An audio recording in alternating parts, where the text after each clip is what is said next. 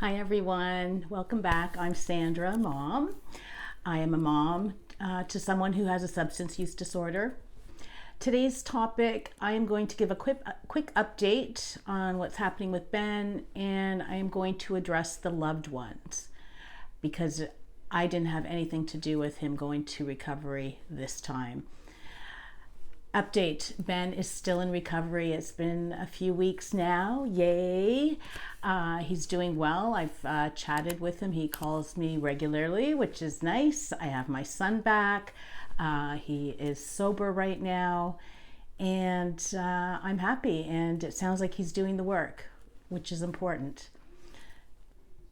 I had nothing to do with him going into recovery this time.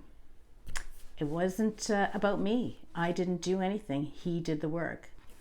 And I'm sharing that because there was a time many years ago when I thought I could force them into a rehab or some kind of recovery program.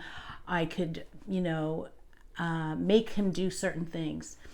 And that's so not true. And I just want to say this time around, it was just, a week or two before that Ben was saying that, he sees himself being an addict for the rest of his life and he can't see himself get sober. And when he was telling me this, I just said, well, I'm sorry to hear that. It is your choice.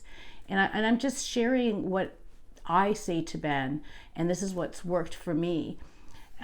It's explaining to Ben he has a choice and he could choose to use for the rest of his life, and that is hard work. And I say that to him, it's hard work to be an addict because you're always on the go looking for your next fix or what have you, and recovery is really hard.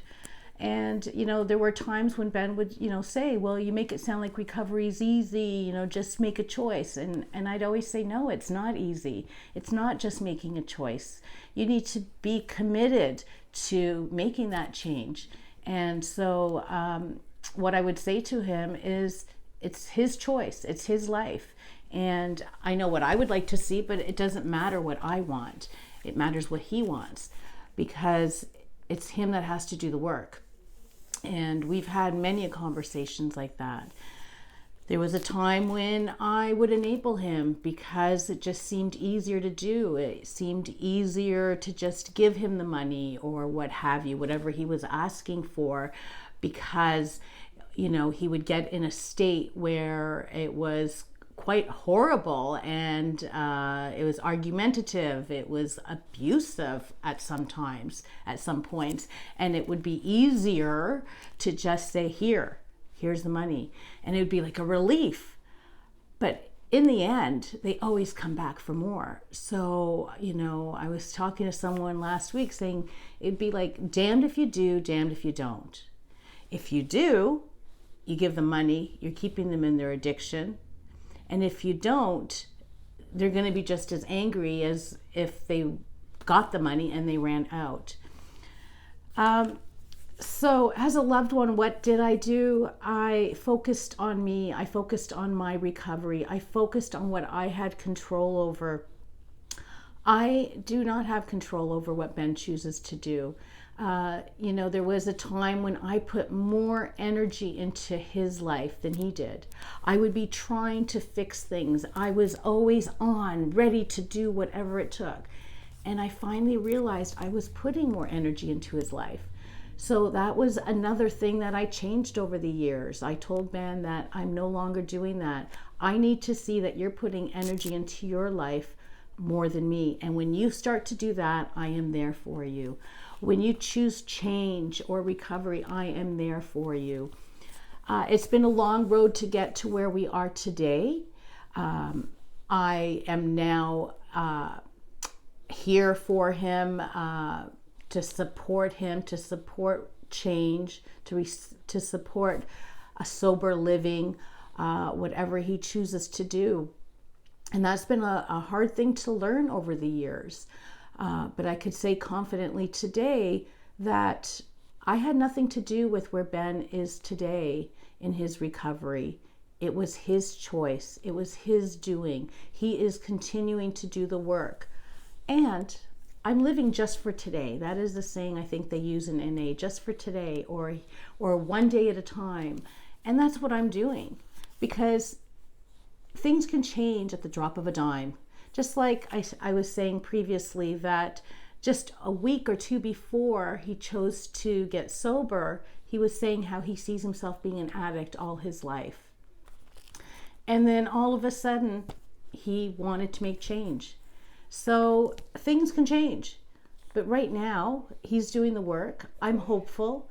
The difference this time around is that he is doing the work. It's been more than 2 weeks, going on 3 weeks this week. And he sounds like he really wants it. And I just hope, I could always hope that he continues. So I'm here to just say to the loved ones, what worked for me is focusing on my recovery and realizing that I couldn't make Ben do anything and I couldn't change his actions, but I could change mine. And I believe me changing my actions ripples out to Ben. He realized, that he couldn't get money from me. I like to think that I've been planting those seeds all along, all these years, planting seeds. And I believe that his past experiences, he's learned things, even when he's gone to rehab or detox or what have you. I believe that there's that memory. And through our experiences, we could choose to lay down and let things happen and live by default, or we could choose to be a warrior and live our best life. I know how difficult it is when we have a loved one that's struggling with addiction, but I also know that while my son was struggling, I was able to still take care of myself and still enjoy life, because I knew I was doing the best I could.